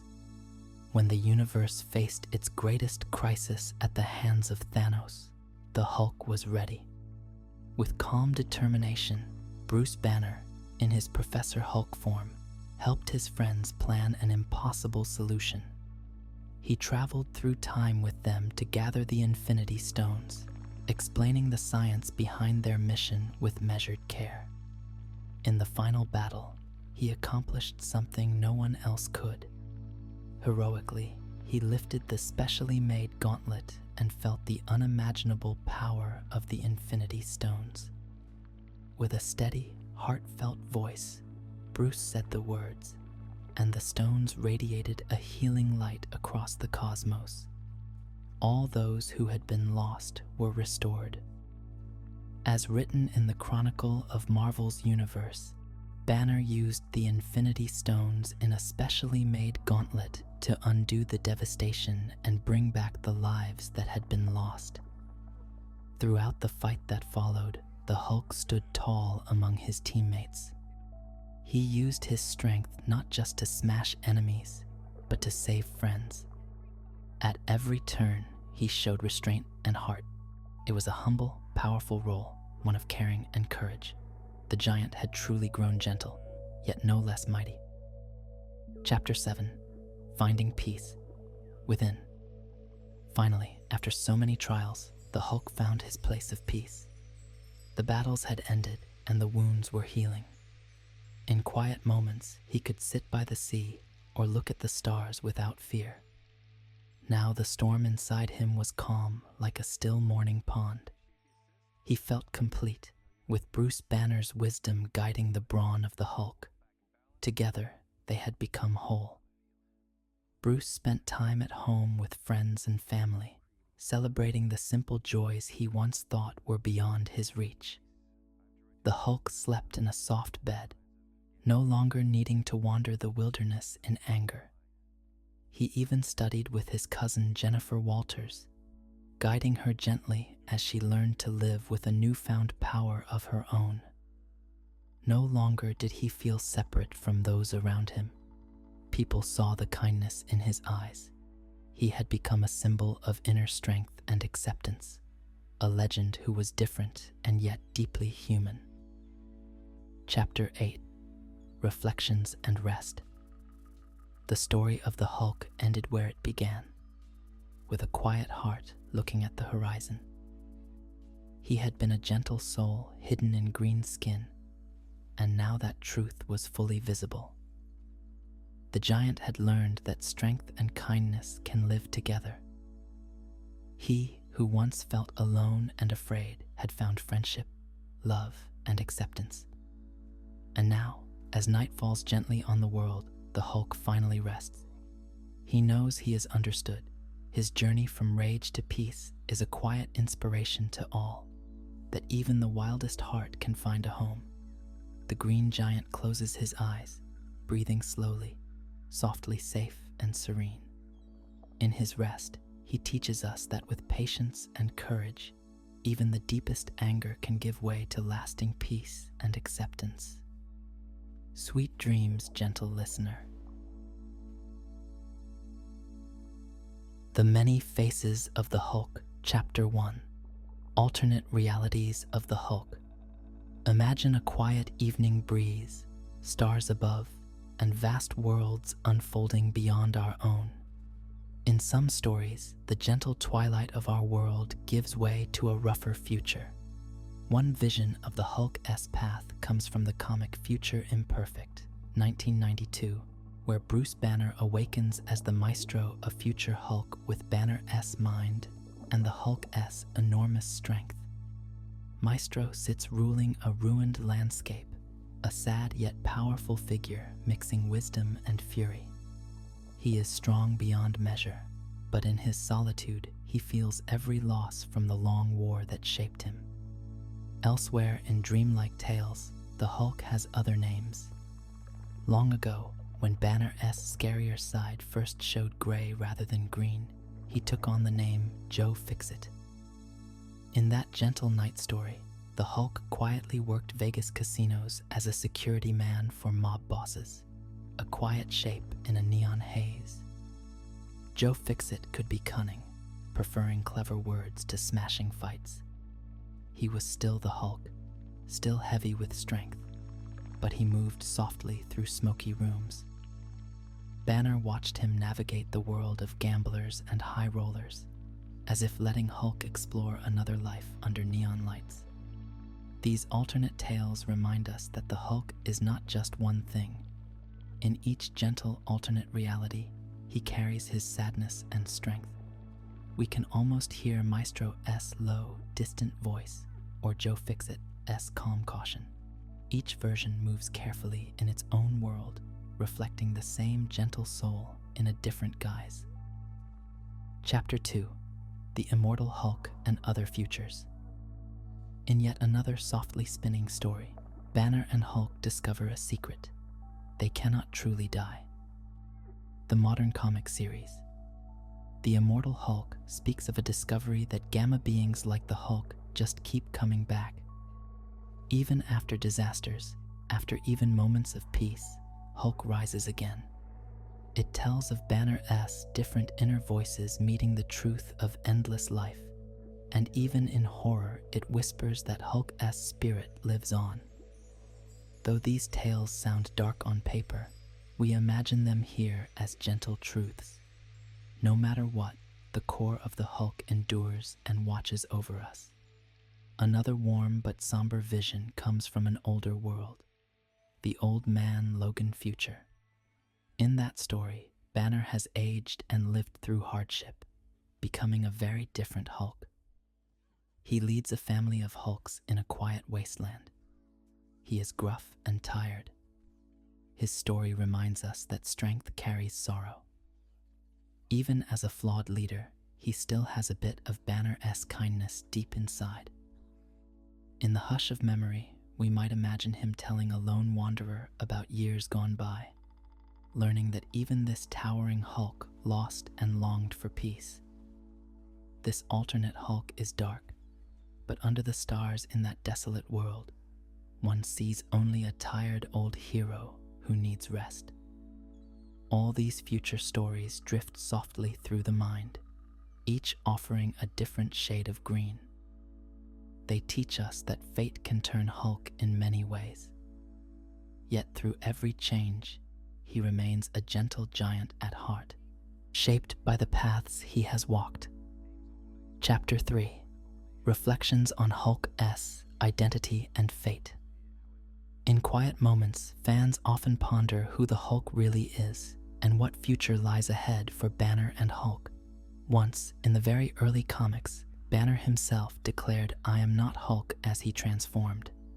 This means Hulk felt like a stranger living inside him, as separate as day and night.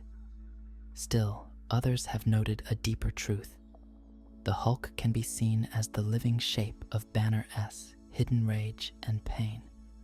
He is not evil. He is the force Banner never trusted himself to show. Some kind fans whisper theories by starlight. They hope that one day the two sides find harmony, maybe merging into a kinder single being. Others dream that the Hulk might choose to fade away when he has done enough good, finally finding rest. In quiet wonder, they imagine him wandering into a sunset where he can sleep at last, knowing his story is understood and forgiven. Each of these gentle ideas feels like a lullaby for the Hulk's soul, soothing questions asked among friends. The important thing is the hope that Banner and Hulk both find peace, and that the fierce, loving soul inside them finally rests. Chapter 4: Legacy of the Gamma Family. Hulk's story does not end with Banner. In the same calm universe, others have joined the family of Green. His cousin Jennifer Walters became the She-Hulk after Banner's blood saved her life. Jennifer is clever and kind. She remembered her lawyer self even after turning green. As She-Hulk, she strides proudly, chuckling at jokes, solving problems with her mind and strength. We imagine her under a cool moon, smiling gently as she lifts a car to save someone proud and confident, just like Aunt Bruce. Even Banner-S old rival Thunderbolt Ross found a softer path. Ross let science turn him into the Red Hulk for a time. He kept his wits, gaining huge power to fight monsters. But his heart softened when he worked with heroes. In peaceful moments, even the Red Hulk can care for others under that red skin. Maybe he walks beside children who play at gamma experiments, teaching safety with a fatherly tone. The brute heart inside him turned gentle, showing that even a soldier can find a new family among friends. There is also young Amadeus Cho, the clever boy who became a totally awesome Hulk in 2015. Amadeus is bright and brave. When he turns into the Hulk, he actually grins at how great it feels. He still speaks in jokes and uses his genius mind to solve problems even in Hulk form. In our minds, he stands in a quiet library by night, excitedly reading science books with a book the size of a city, wondering how to make life better with his strength. Cho's Hulk still has the heart of that happy genius, and his gentle smile remains even as he protects others. All these friends share the Gamma legacy with Banner. Together, they show that Hulk's gift great power can take many forms. In calm unity, they remind us that strength can be kind and gentle when held by loving hearts. Chapter 5. The Hulk as Myth and Symbol. In many ways, Hulk is like a figure from ancient stories. He embodies the raw power of nature and the quiet hurt of being alone. As one writer described, the Hulk is our modern Grendel or Hyde, a reminder that we all contain a storm inside. He is as wild as a forest fire, yet he carries a gentle longing within him. His green skin is like deep moss or poison, part nature and part something forbidden. We feel that he represents the strength we all wish we had and the deep sadness we all hide away. But most of all, the Hulk symbolizes solitude. He is tragic and powerful. His famous words are not a roar of victory, but a quiet plea. Hulk just wants to be left alone. Indeed, he is strong enough to lift mountains, yet he has never built a home. Under the night sky, he sits alone on a hill and gazes at the stars. He feels the lonely paradox that we all feel sometimes. He can protect others, but struggles to protect himself. His story is the story of feeling too much, strength too big, emotion too big. As one analysis said, he is strong enough to shatter worlds, yet unable to build a life. He is both guardian and wanderer, the wound of power that needs understanding. In gentle reflection, the Hulk teaches us about our own hidden storms. He shows that inner anger and grief can be turned into strength and protection, but also that we must respect the need for peace. Under the same stars, each fan sees a part of themselves in the Hulk, the part that just wants to be left alone to find peace, and the part that still hopes for friendship. Chapter 6. Peace, Acceptance, and Legacy. As our calm journey ends, we hold the Hulk in a quiet light. The Green Giant has walked through many worlds and many hearts. Across generations, fans feel his struggle in their own hopes and dreams. Some see the Hulk when they feel angry or misunderstood, yet strong. Others see him as a friend who is learning to accept himself. Now, in gentle closing thoughts, let us imagine the Hulk at rest. Picture him lying down in a peaceful meadow under a soft moon. He breathes slowly, feeling the earth's warmth and letting go of every battle. In his dreams, he is just Bruce Banner, or Jennifer Walters, or Amadeus Cho, however he needs to be, finally at home and at peace. All the alternate paths and theories fade like a lullaby, leaving a feeling of acceptance. Hulk's legacy is one of love and understanding as much as it is of power. He means something different to everyone, yet always hope. Hope that the strongest beings can also be kind and gentle. In the silence before sleep, remember how Hulk's heart continues in the fans and stories he inspired. His story ends not with a fight, but with quiet acceptance, peace at last for a hero who has taught us so much across the ages. Sweet dreams with the gentle echo of the green giant, the endless echo of the Hulk across worlds, settle into a calm and open space. This next chapter of our long, soothing journey into the life and lore of the Hulk begins with a soft breath. Imagine the warm hush of twilight settling over distant worlds, the kind of gentle light that softens even the heaviest story. In this peaceful moment, the Hulk exists as a quiet shape on the horizon, wandering between realities, memories, and futures. This section expands on his alternate forms, his mythic presence, and the subtle ways his story threads through the multiverse like a calm river. Let us continue. Chapter 1: The Many Selves of Bruce Banner.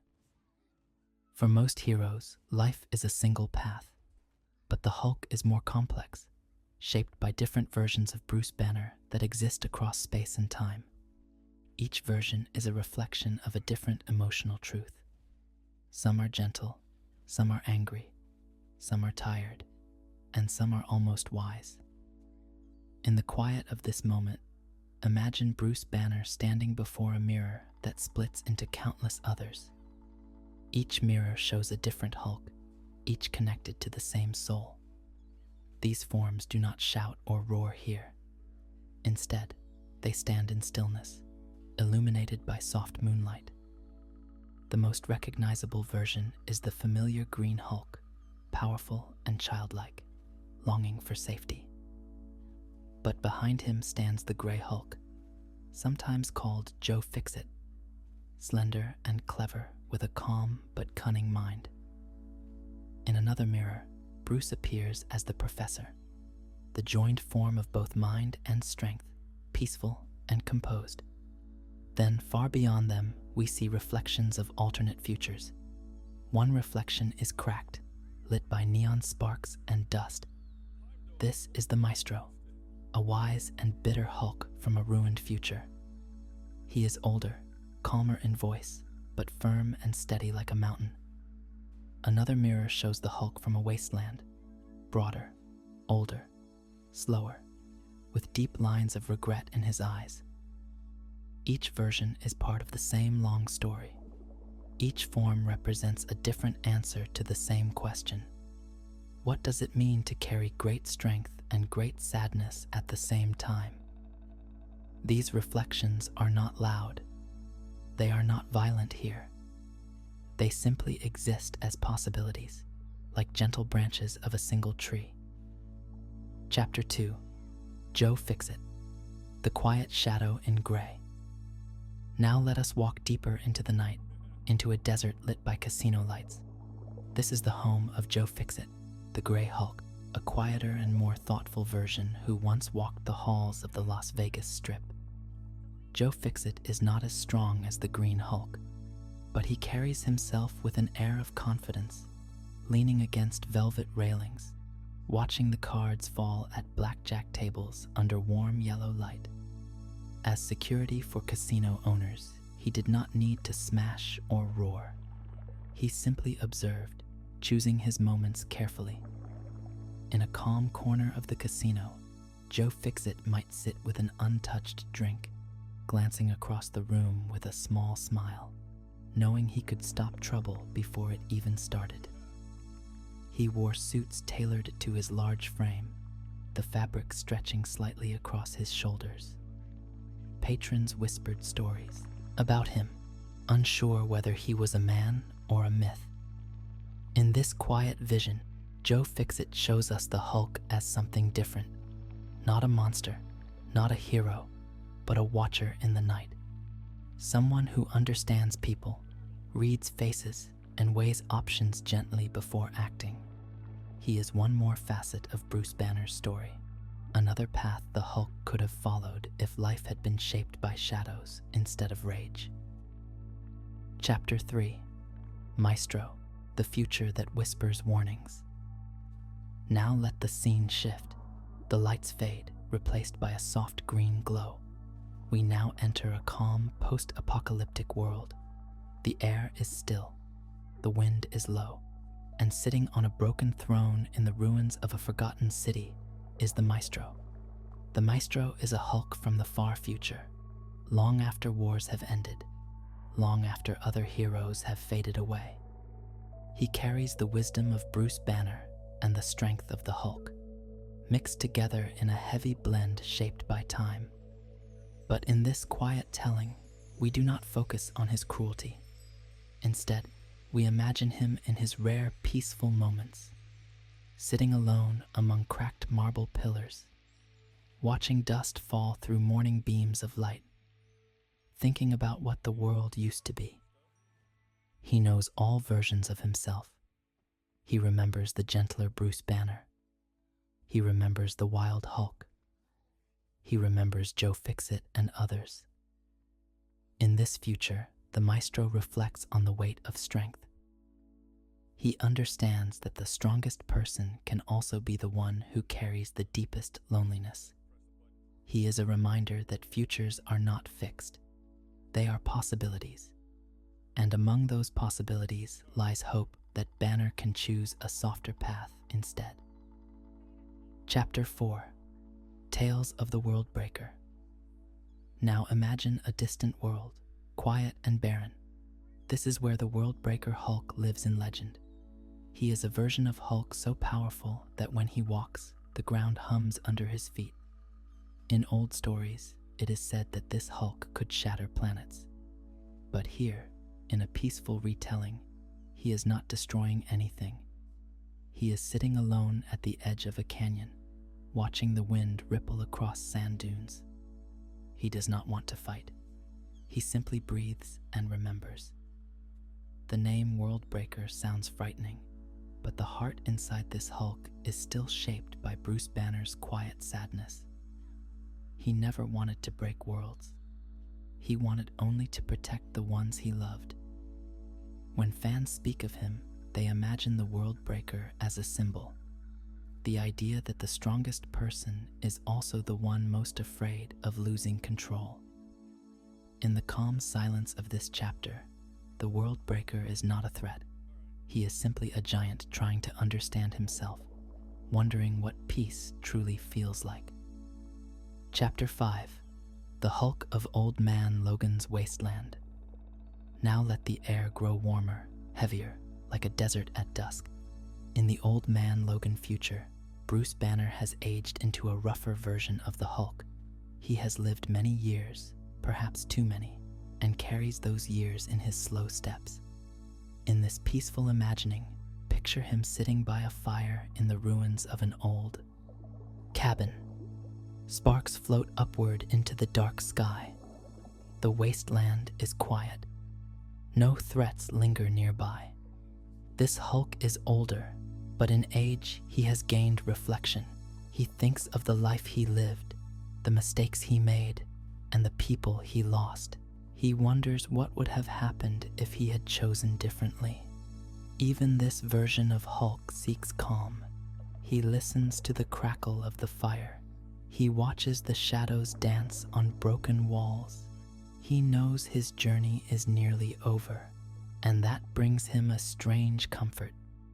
Every version of Hulk in every timeline ultimately seeks the same thing: a place to rest. Gamma echoes, forgotten worlds, and the inner landscape of Bruce Banner. Let us return now to the gentle world of the Hulk, where every breath feels like a soft tide moving across distant shores. This part explores the Gamma legacy with deeper detail, dives into the immortal Hulk cycle, expands alternate timelines, and guides us through the emotional landscape inside Bruce Banner's mind. Settle deeper into your rest. Let the story guide you gently. Chapter 1. The Gamma Legacy. Expands gamma radiation is more than science in the Marvel Universe. It is almost like a mystical force, a quiet spark that awakens parts of the soul that would otherwise remain hidden. For Bruce Banner, gamma revealed rage, but for others, it brought different truths. Imagine gamma as a soft green glow floating through the universe, drifting into the lives of those connected to Bruce. Sometimes it strengthens, sometimes it heals, sometimes it transforms. Let us walk slowly through the extended gamma family, one gentle step at a time. Jennifer Walters, the calm strength. Jennifer Walters, She-Hulk, is perhaps the most grounded of all gamma beings. She balances a career, friendships, and justice with a calm confidence. Even when she grows taller and stronger, her mind remains clear. Imagine her in a quiet office late at night, reviewing documents with green hands resting gently on the desk, the city lights glowing beyond the window. She is not burdened by anger. She simply carries strength with grace. She represents what Banner always hoped the Hulk could be, someone powerful who still feels at home in their own skin. Amadeus Cho, the curious genius. Amadeus Cho became the totally awesome Hulk, a title he wore with youthful joy. Where Banner feared his strength, Cho embraced it like a fun new adventure. He was confident, enthusiastic, and always thinking 10 steps ahead. Imagine Amadeus standing on a cliff at dawn, a giant green silhouette reading from a holographic notebook, analyzing the wind, the terrain, and gamma patterns with a calm smile. He sees strength not as a curse, but as a tool. His story offers a soothing contrast to Bruce's, a reminder that power does not always need to carry sorrow. Thunderbolt Ross, the Red Hulk. General Ross spent years hunting Hulk, only to become a gamma being himself. As the Red Hulk, he retained intelligence and tactical thinking, but he also discovered humility in strength. Imagine Ross walking alone in a desert, the red sunlight reflecting softly off his crimson skin. No helicopters, no shouting, only the crunch of sand under heavy footsteps. His transformation softened him. He learned what Bruce had been trying to explain for years. Strength feels different when it is inside your own body. Betty Ross, the Red She-Hulk. Betty Ross, long tied to Bruce through love and tragedy, eventually transformed as well. As Red She-Hulk, Betty possesses power, agility, and a glowing aura of gamma light. Picture Betty at twilight, standing at the edge of a quiet lake, her reflection shimmering in red on the calm water. She is conflicted, but she breathes slowly, finding peace in nature. Her story reminds us that even those closest to Hulk carry emotional weight shaped by him. Chapter 2. The Immortal Hulk, the Green Door. Now we gently step into the quiet mystery of the Immortal Hulk era. Imagine a deep underground chamber, silent except for a slow heartbeat. This is the place behind the Green Door, a symbolic threshold in gamma lore. Gamma beings pass through this door in moments of death and rebirth. In these stories, Bruce Banner learns the unsettling truth: he cannot stay dead. Whenever he falls, gamma awakens and brings him back. But in our calm version, this concept becomes something peaceful. The Green Door as a symbol. Instead of horror, imagine the Green Door as a soft green hallway leading to rest. Whenever gamma beings cross it, they re-emerge renewed, like waking from a long and healing sleep. Behind the door, Bruce encounters echoes of past Hulks, each one offering wisdom. This inner gathering becomes a gentle council, where every version speaks softly. The savage Hulk, childish and scared, curls up in a corner. Joe Fixit leans against a wall, offering calm advice. The professor sits quietly, hands folded. Even the Devil Hulk, fierce and protective, stands guard with a steady gaze. They are not arguing here. They are simply sharing space, different sides of the same heart resting together. Banner's inner landscape. Inside Bruce. Banner's mind is a world of rooms, corridors, and landscapes shaped by memory and emotion. Some rooms are dark. Some rooms are warm. Some rooms echo with old voices. In a peaceful chamber of this inner world, Bruce walks barefoot across a field of soft green grass. The night sky above him is filled with drifting light, like quiet fireflies. Every version of Hulk watches from a distance. They are not fighting. They are not resisting. They are simply present, each one representing a part of his soul waiting to be understood. This is where peace begins. Chapter 3: Forgotten Worlds and Gentle Alternate Paths. There are many worlds where the Hulk takes different paths. Let us visit them quietly, without judgment or urgency. Hulk Noir.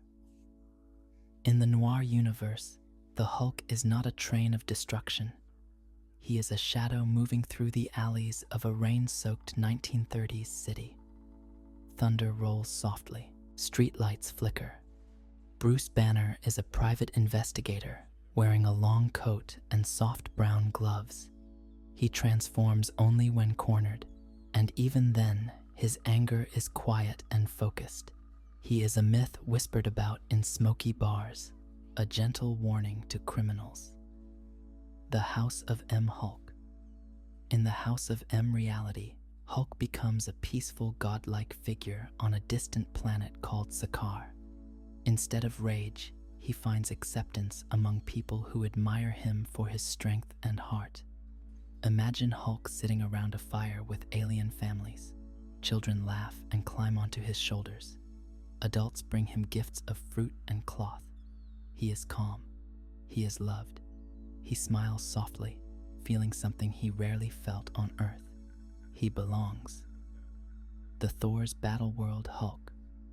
On Battleworld, the multiverse shaped by Dr. Doom, Hulk becomes a lawkeeper known as a Hammer Hulk.